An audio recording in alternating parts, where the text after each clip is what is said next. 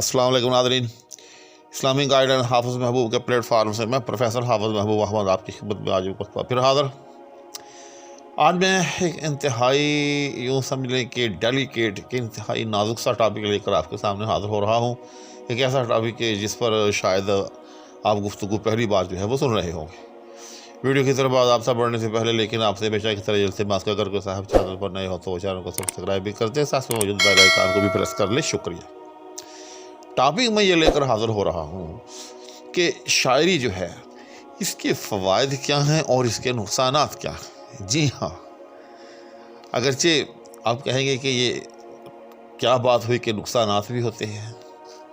जी हाँ, तो ये भी एक हकीकत है। जी हाँ, और मेरा वीडियो बनाने का असल मकसद ही ये है, याद रखिएगा, कि जो अहबाब भी इस फ़न के साथ, इस शेर व अदब के साथ, बिलखुसूस शायरी के साथ वाबस्ता है, तो उनको मालूम होना चाहिए कि इसके फ़वाइद क्या हैं और इसके नुकसानात क्या हैं। जी हाँ, ताकि वो जो इसके फ़वाइद हैं उनकी तरफ मुतवज्जह हो, उन्हें हासिल करने की कोशिश करे, और जो इसके नुकसानात हैं उनसे वो बचने की कोशिश करे। जी हाँ, और बड़ी आसानी से बचा जा सकता है और फ़वाइद को बड़ी आसानी से हासिल किया जा सकता है।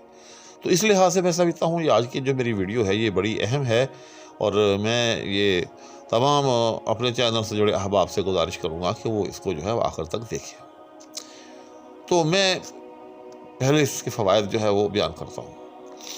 ये खालिसतन यूँ समझ लें कि मेरे मुशाहिदे और तजर्बे की बातें हैं। नंबर 1, सबसे बड़ा शायरी का फ़ायदा मेरे नज़दीक, जी हाँ, हमारे जो मतलब यह है कि हिंदू पाक के हवाले से है, ये मैं बात कर रहा हूँ।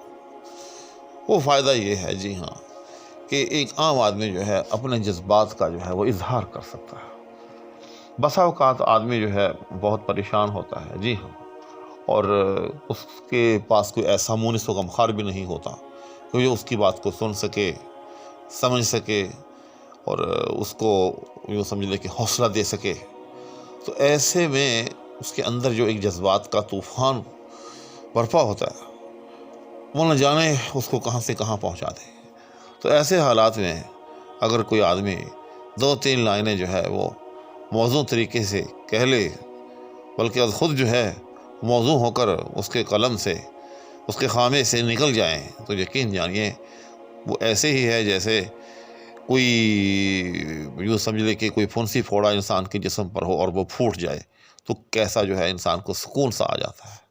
तो मैंने ही याद रखिएगा कि जब एक आदमी, जब एक शायर अपने जज्बात को मंज़ूम तरीके से कहीं वर्क पर जो है वो बखेर देता है, तो उसको एक इंतहाई सुकून हासिल होता है। जी हाँ, इसके लिए अंग्रेज़ी में एक लफ्ज़ है कैथारसिस। जी हाँ, आपने सुना ही होगा। तो मोड ऑफ कैथारसिस यानी जज्बात के इजहार का एक ज़रिया।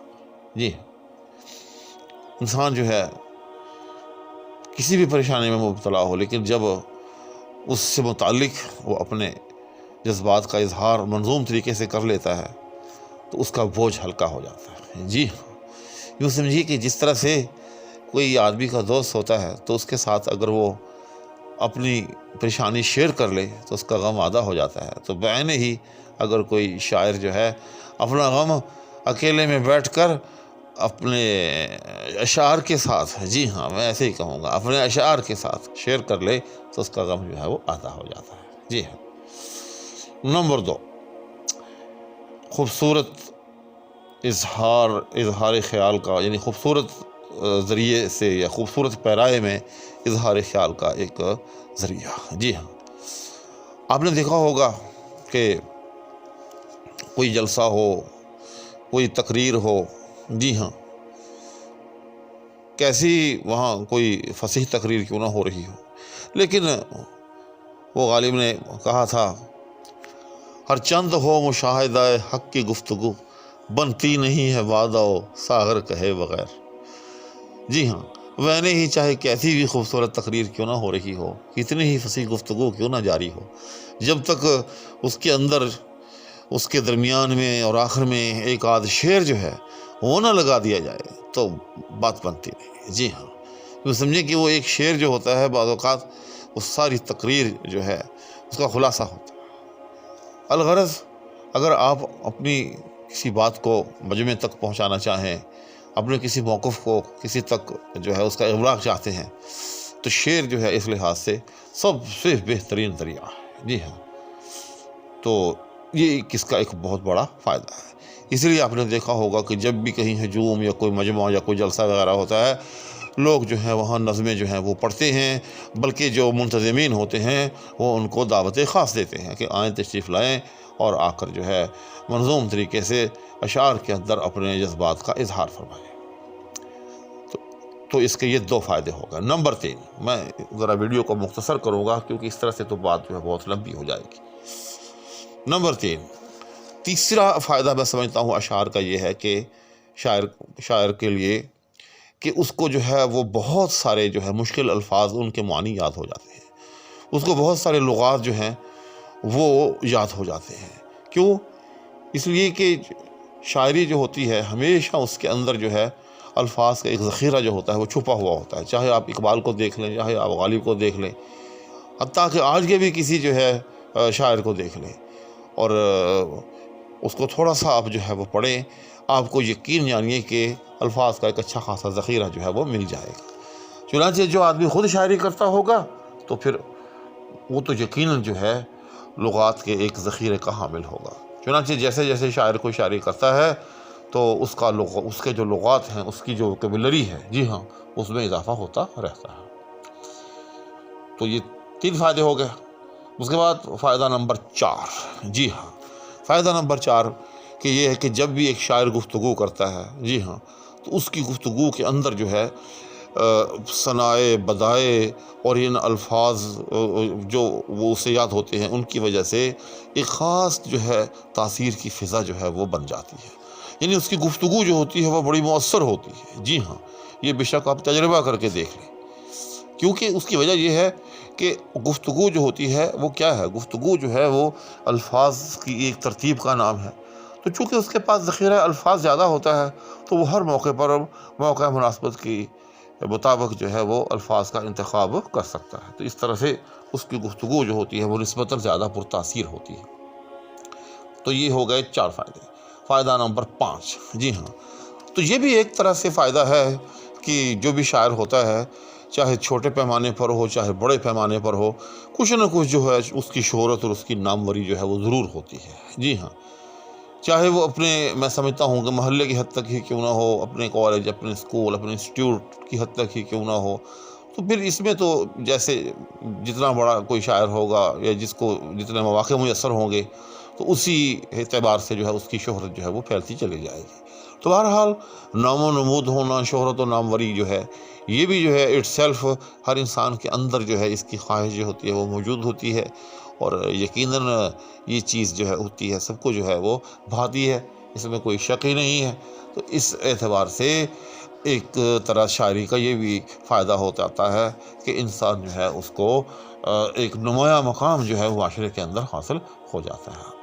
اس کے بعد ایک اور بڑا میں اب اہم اور آخری فائدہ اس چھوٹی سی جس کے اندر بتانے کے لیے آپ کے سامنے حاضر ہوں، وہ یہ ہے، جی ہاں، توجہ کیجیے گا کہ بہت ساری ایسی مشکل، یوں سمجھ لیں کہ خاص طور پر اسٹوڈنٹ کے لیے اس چیز کا بہت ضروری جو ہے اس کی ضرورت ہے کہ مثال کے طور پر ایک اسٹوڈنٹ ہے تھوڑی دیر کے لیے، اب اس نے ایک سوال جو ہے وہ تیار کیا، اب اس میں سے اس کی بہت ساری ہیڈنگز ہیں، اب اس کو اگر وہ ایک ایک کر کے یاد کرنا شروع کرے تو اس کے لیے بڑی مشکل ہو جائے گی۔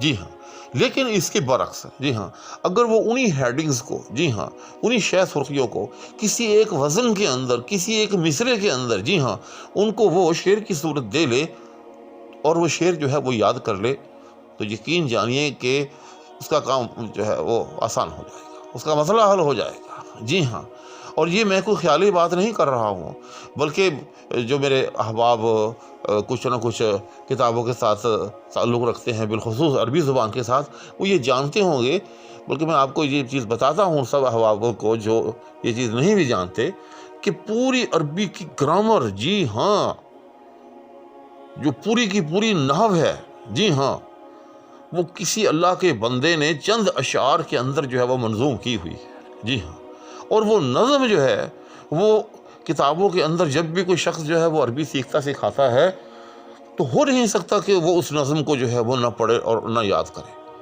کیونکہ وہ نظم اگر کسی کو یاد ہو جائے تو یوں سمجھ لے کہ اس کو جو ہے نا ایک طرح سے ساری نحو جو ہے وہ یاد ہو جاتی ہے۔ میں اس کی تھوڑی سی آپ کو ایک جھلک دکھاتا ہوں۔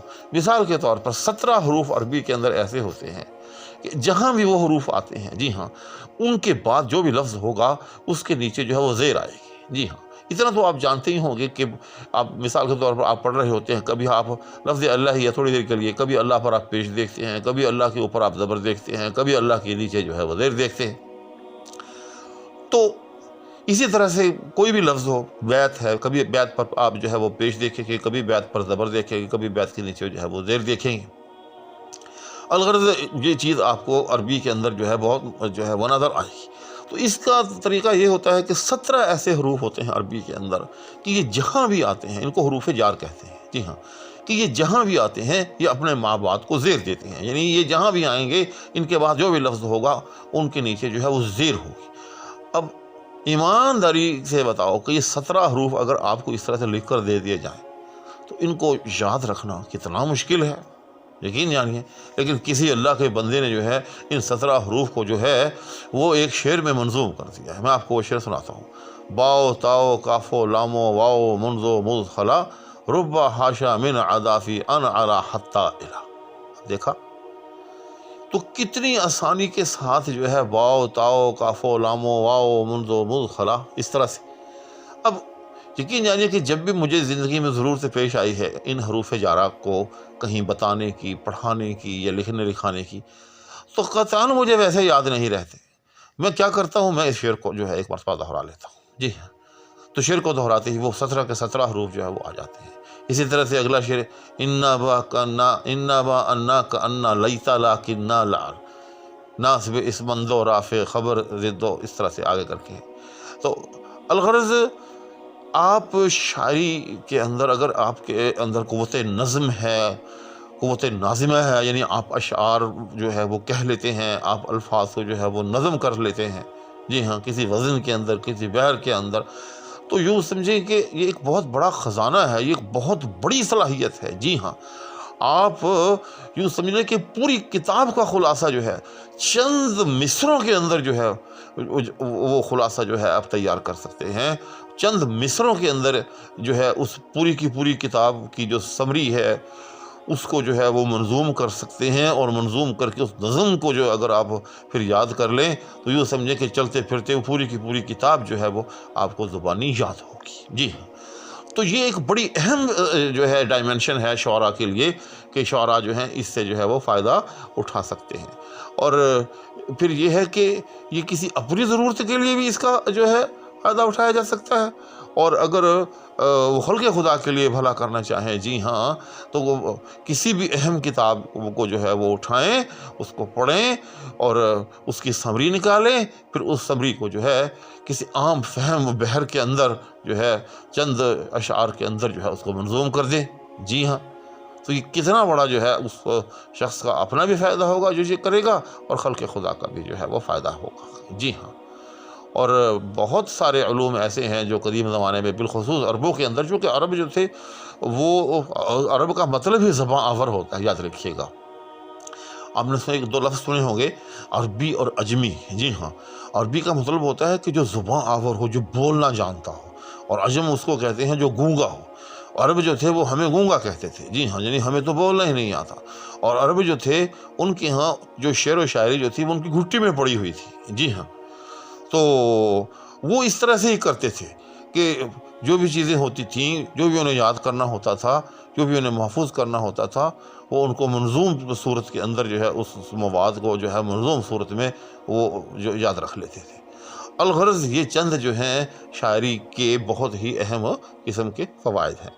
تو اب میرا خیال یہ ہے کہ ویڈیو جو ہے وہ اس طرح سے تو بہت لمبی ہو جائے گی، اور اگر میں اب اس کے دوسرا پہلو اسی کے ساتھ متصل بیان کرنے لگ جاؤں گا تو اس کی طرف جو ہے توجہ بھی خاطر خواہ نہیں ہو پائے گی۔ تو آج کی نشست میں میں سمجھتا ہوں کہ شاعری کے یہ چند جو فوائد ہیں انہی تک محدود رہتے ہیں۔ انشاءاللہ العزیز پھر کبھی نشست ہوئی تو اس کے جو کچھ ایسے پہلو بھی ہیں کہ جن سے ہمیں جو ہے وہ بچنا چاہیے، وہ لے کر جو ہے آپ کی خدمت میں حاضر ہوں گا۔ اس وقت تک کے لیے اجازت چاہوں گا، لیکن اس دعا کے ہمراہ کہ اللہ جل شانہ ہم سب کو اور ہماری فیملیز کو اپنے حفظ و امان میں رکھے۔ اللہ حافظ۔